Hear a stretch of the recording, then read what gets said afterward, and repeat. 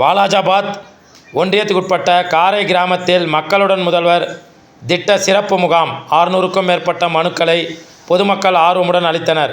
காஞ்சிபுரம் மாவட்டம் வாலாஜாபாத் ஒன்றியத்துக்குட்பட்ட காரை கிராமத்தில் காரை ஊராட்சி மன்ற அலுவலகம் அருகே மக்களுடன் முதல்வர் திட்ட சிறப்பு முகாம் விமர்சையாக நடைபெற்றது.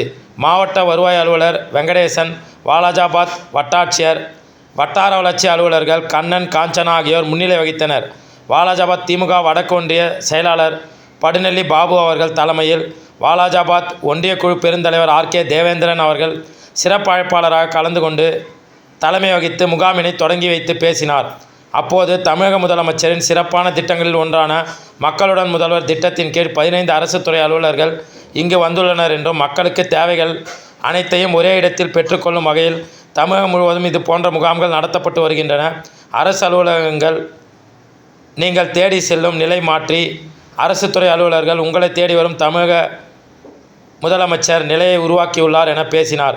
இந்த முகாமில் காரை ஊராட்சி மன்ற தலைவர் வள்ளி செல்வம் அவர்கள் சிறப்பான ஏற்பாட்டில் காரை, சிறுவாக்கம், சிறுவள்ளூர், மேல்படவூர், 144 தண்டலம், ஈஞ்சம்பாக்கம் உள்ளிட்ட 6 கிராமங்களிலிருந்து நூற்றுக்கணக்கான பொதுமக்கள் கோரிக்கை மனுக்களை அளித்தனர்.